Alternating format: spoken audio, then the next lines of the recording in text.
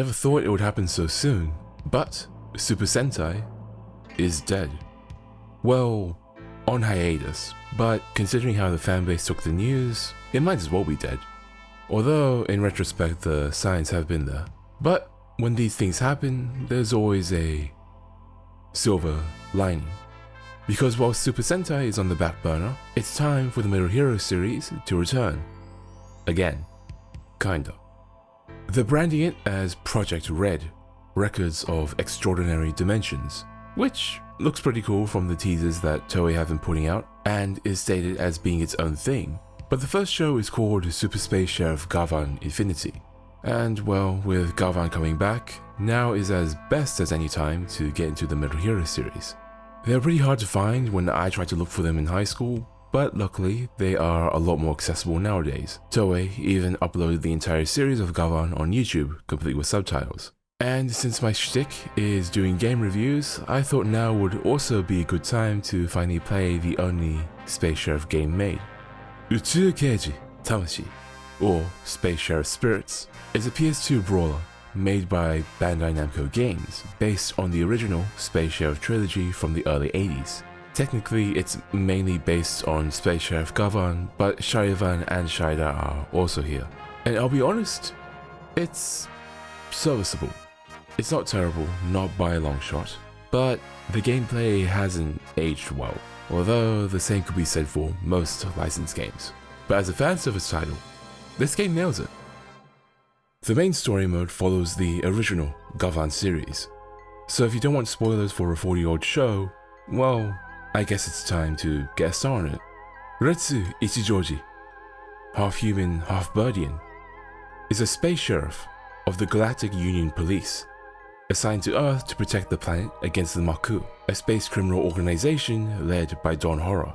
To fight against the Maku, Retsu has his combat suit, which he can transform into by using the electroplate process. By shouting out, "Dochak!" his ship, the Dolgiran, will send down his combat suit that will form onto him in 50 milliseconds, allowing him to become the Space Sheriff, Gavan. Each mission is based on certain episodes from the show, told mainly through narration and stills of the show, with some in-engine cutscenes.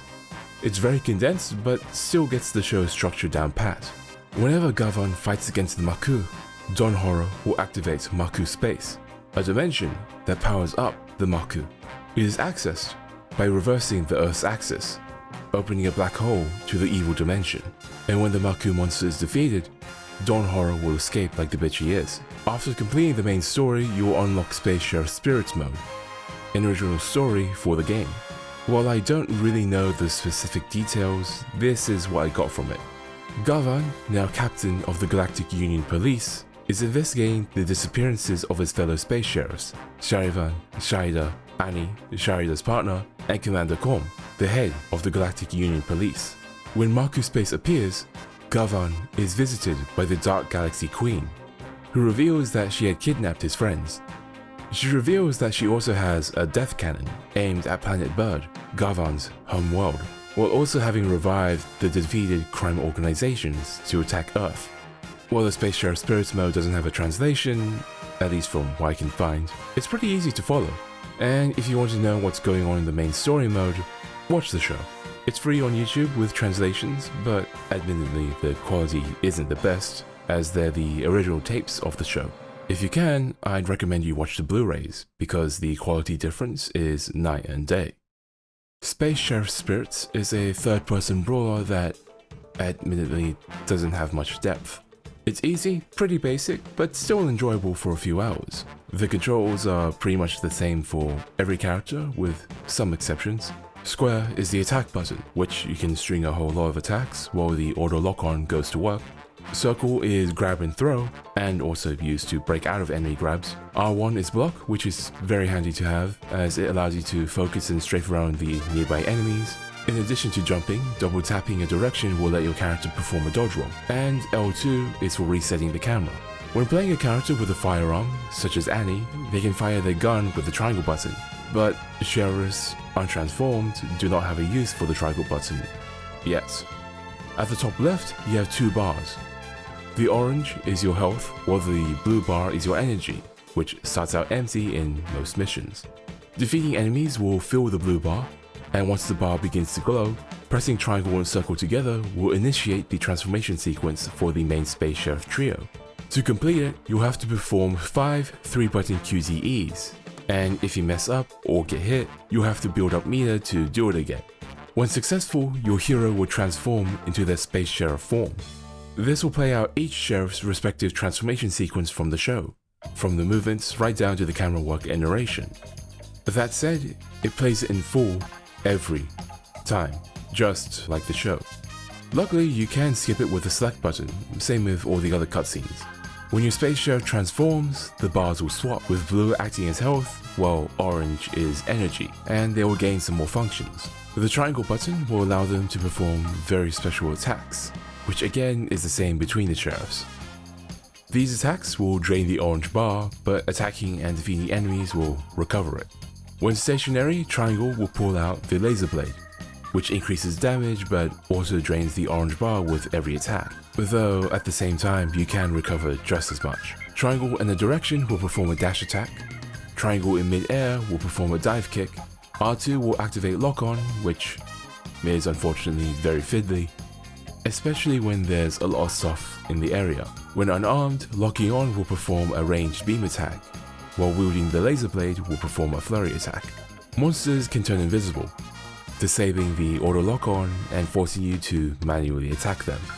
But when wearing their combat suits, the Space Sheriffs can activate the visors with L1, turning the enemy visible but drains the orange meter. When the blue bar is depleted, you'll be forced out of your combat suit.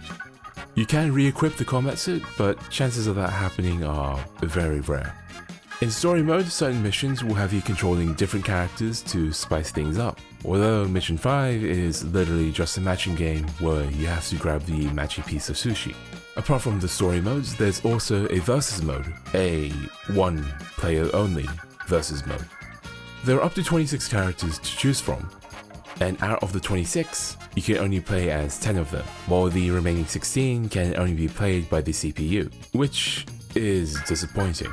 But out of the 10 characters to choose from, 3 of them are just the untransformed versions of the main Space Sheriffs, and 2 of them are just one guy, Space Sheriff Alan, who only appeared in 2 episodes of Gavan. So really, you only have 6 playable characters, and when you put it like that, that's incredibly disappointing. At that point, they should have just let us play as the enemy, or at least give us the option to have 2 players. Most of these characters will be locked, and to unlock them, you'll have to grind for points. And to build up these points, you just have to play the game. Or you can just download a save file and not have to do all of that bullshit. There are 2 more modes that can be unlocked when grinding for points. The first is Survival, at 5,000 points, where you can play as either one of the Space Sheriff trio, Alan or Annie, and fight 999 enemies, which is more tedious than difficult really. And every time you complete Survival mode, you unlock a video. 5 of them being really short toy commercials, and 1 making of video. The toy commercials were pretty cool, and made me want to buy those toys. I mean, come on. Don't tell me you don't want to buy these hunks of plastic and die-cast metal. And the making of video is a nice bonus for the fans. The last one is Annie and Mimi's Big Adventure at 50,000 points, which is pretty much just a short survival mode where you play as Annie fighting the enemy while protecting Mimi, Gavan's partner. And honestly, it's not worth the grind. Even when I downloaded a complete save file, it was not worth it. Now, while I did have my fun with this game, there's a lot that I found rather annoying. The active lock-on is bad, because it's not a hard lock-on, you just hold the trigger and hope the reticle focuses on the enemy and not on random objects lying around the arena. Also, most of the special attacks are very hard to land. The dive kick will most likely miss, and the range attacks have such a long startup time, it's just a waste of energy. I know that licensed games don't have large budgets, but I feel like they could have done some more fine-tuning to the gameplay or added in some more variety. But even with the game's very glaring flaws, I still had my enjoyment with this game. I mean, this is the only game about the Space Sheriffs, so I'll take what I can get. I know I said that licensed games don't tend to have large budgets, but it's noticeable where a sizable amount of it went to. The graphics in this game look fine, especially for the PS2, and with an emulator, you can up the internal resolution to make things look a lot sharper, but FMVs don't get upscaled, meaning the cutscenes, i.e. the stills from the show, will still look pretty blurry. Character models look fine, though a bit silly, mainly due to the actors' faces being meshed onto the models, but even if it looks silly, it doesn't look too bad honestly, and it avoids having that uncanny valley look. While the human models look silly with their plaster-on faces, the models for the Space Sheriff suits and the monsters look great. The animations look really nice as well, especially the transformations and finishing attacks. There's a lot of fan service here, which might go over most people's heads, from replicating many of the scenes from the show to the eye catchers that aired before and after commercial breaks, and they have some neat attention to details. For example, whether Gavan is transformed or not, when Maku Space is activated, he will either call out Siberian, his motorcycle, to fly in or fall in as Retsu.